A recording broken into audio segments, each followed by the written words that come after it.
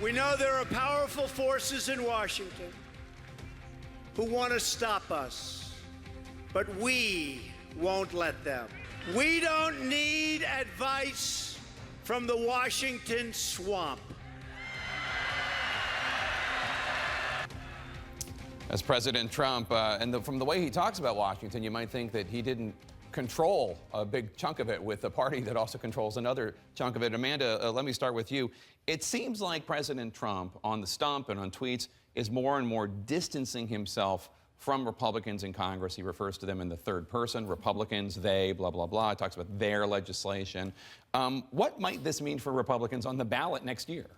Well, I think we're all trying to navigate this question of where we're going as a party. And right now, nobody has any legislative achievements to brag about. All the Republicans are getting an earful over August recess about it. And so they're distancing each other from each other. Not only is Trump doing this, but you see so many Republicans starting to find their voice in speaking out against Trump. We saw Jeff Flake come out this week. Lindsey Graham has no apprehension about this. And I think about what did the Democratic Party look like in Obama's first term, first 6 months? I cannot think of one person who spoke out against Obama, but Republicans seem very comfortable doing this. And so if there's no legislative victories at the end of the first year going into 2018, we're just going to part ways a little bit. Senator, early on, you expressed concern and surprise that Republicans in the House and Senate did not have Obamacare replacement legislation ready to go. Take a look at this quote from Tim Phillips, the president of Americans for Prosperity, which is the political arm of the Koch brothers network. He said, quote, "This is an epic fail for Republicans. Their failure to keep their promise will hurt them. It will." Epic fail. Is that how you see it? Yeah, look, I don't blame the president at all. The president, when he came into office, really gave the House and Senate the power to write the health care bill. I mean, the White House wasn't writing the health care bill. The House and Senate were writing the health care bill. And up until even a week or so ago, when I would talk to the White House about health care, oh, McConnell's got it. He's got it. And you know, president will support the leader. The president will support the leader. He didn't get it. And so the president, I think, feels like they've let me down. And, you know, I went in there and I gave them the power to write this thing, and they didn't. So I think what you're seeing is the White House is now taking a step back, and they're saying maybe we need to start taking on some of this responsibility ourselves. You know, they're working now with some folks outside of Washington on a healthcare solution. And I would say that I think the chances are good that the president's actually and his team are going to come forward with something that is going to try to change the tenor here. Is this dangerous, Congressman, do you think, for the president? He will need the support of members of the House and Senate Republicans if this Russia investigation goes in places he does not want it to go. We already see Republicans on Capitol Hill willing to push back the president on when he was bad-mouthing Jeff Sessions. This Russia sanctions bill ties his hands. We hear comments about it's almost, well, not unanimous, but a lot of Republicans expressing support for Bob Mueller. Is this risky for the president to be pushing Republicans aside? Well, it's risky, but what's more risky is he isn't delivering on his populism. He's returned to his same themes, that he's going to take on the Washington elite. He's going to bring these communities back that the establishment has ignored. But he promised them that he was going to have infrastructure spending and construction jobs. He hasn't delivered that. He promised them apprenticeships and small businesses and vocational education. He hasn't delivered that. And so if he's not going to work with Congress, he's not going to be able to deliver on the promises that he made. And Nina, you're in Ohio, and when you talk to people that you know that supported Trump, because there are a lot of working class people, as you know, who supported Trump. Some of them supported Sanders in the primary and then switched to Trump. What are you hearing from them in terms of what they see going on in Washington? Do they blame Trump? Do they blame Congress? What do they want? It's a mixed bag, Jake. I mean, as you pointed out, President Trump, or Mr. Trump, did win 70% of the vote in 30 counties in Ohio. And in a lot of those counties, these are the same voters that did vote for President Obama. It's mixed. Even though the unemployment rate is lower, people are not feeling that every day when they sit down at their kitchen table to try to figure out how to solve problems. It is a mixed bag. I will say that the president speaking or talking against the Republicans in Congress is nothing new. That's how he ran. He ran on on a Republican ticket, but he ran as the antithesis of establishment Republicans, and that is how he was able to beat 16 other people. So this is nothing new.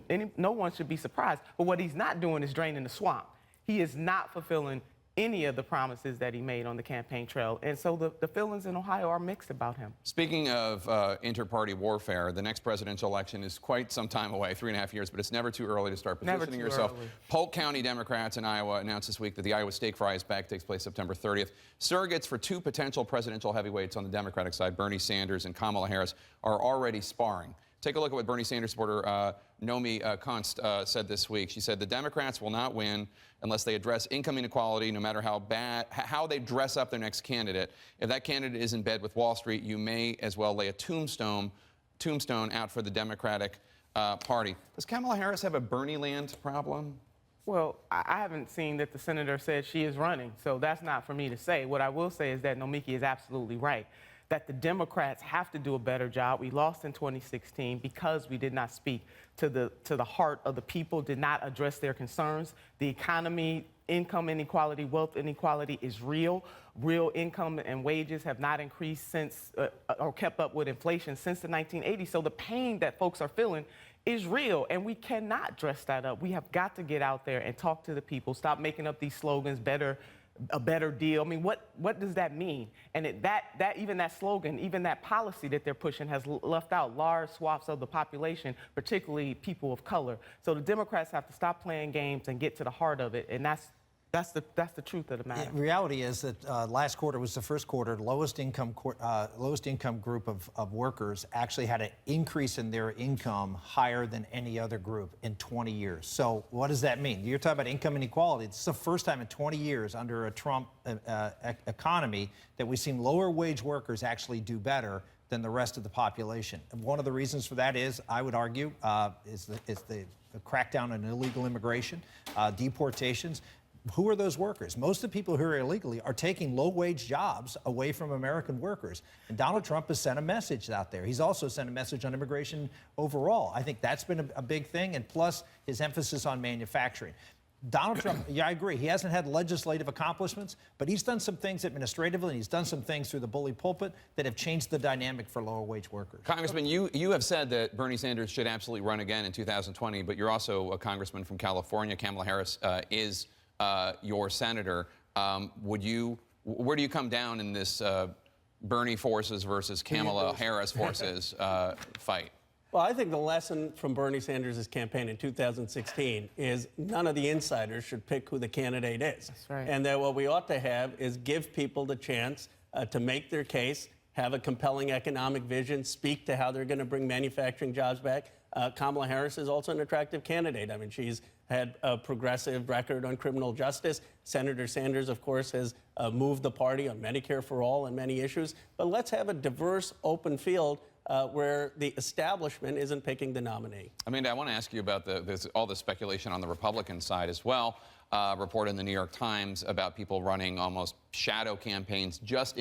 It's in case President Trump doesn't run for re-election or something else happens, and B, possibilities, although no evidence concretely, that somebody might challenge him within the party. We see discussions about whether or not Vice President Pence is telling people that if President Trump can't do it, he's going to be there, and then also people like Ben Sasse of Nebraska and others. What do you think is going on behind the scenes? Well, I think people are planning for contingencies. We don't know what's going to happen. It is a long, remote chance that Donald Trump won't be around running for re-election, but it's within the realm of possibility. But there's one name on that list, and one name only I really want to hear more from, I think is being undercovered, is Nikki Haley.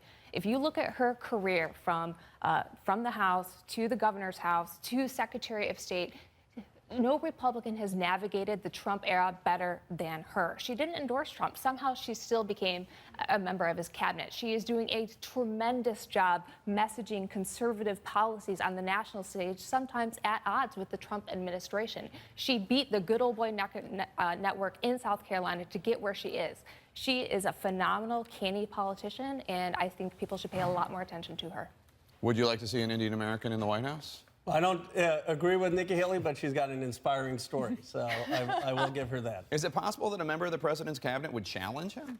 No, I don't. None at all? No, there's no way that's going to happen. I mean, Nikki Haley's done a great job as UN ambassador, and I think you're right. I think she set herself up for something in the future, but it isn't going to be against Donald Trump. My understanding, by the way, is the reason that she has that job is because the Trump campaign wanted to reward South Carolina's lieutenant governor, who had been a big supporter of the Henry president's. McMaster, yeah. And so they cleared the governor's office, and now he's the governor. What do you think about the possible inter-party warfare going on in the Republican Party? You do see people going to Iowa, which is unusual when you have an incumbent president of that party. Well, it's called elections, Jake, for a reason. I mean, people are going to run in 2020. Republicans, though? Republicans might run in 2020. You know, my governor, Governor Kasich, you know, is out there. We got to understand in this country, even though people don't necessarily, if you are elected or you have been elected, you don't necessarily want to see people run against you.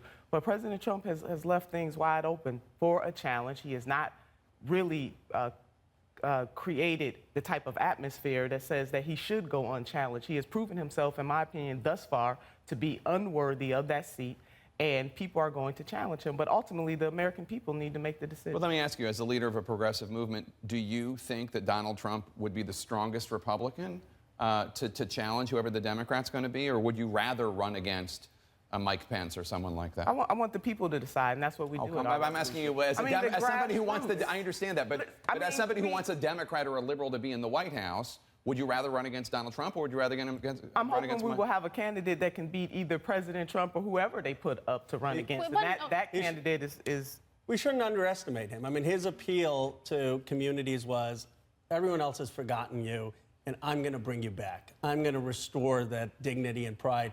And I think the Democrats, we have to give an aspirational economic message to these communities to say you can have opportunity in the 21st century, that we haven't forgotten you, that we want to harness your talent and hard work. And we've got work to do as a party. But not just say it, do it, Jake. All right, one and all, thank you so much. Appreciate it.